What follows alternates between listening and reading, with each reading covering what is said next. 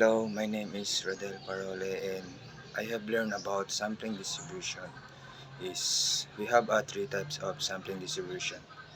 There are the example of sampling distribution.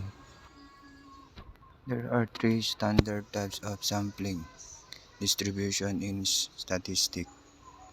Number one, sampling distribution of mean.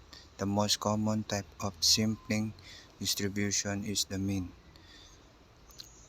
Number two, sampling distribution of proportion is sampling distribution focuses on this proportion is a population. Number three, T distribution.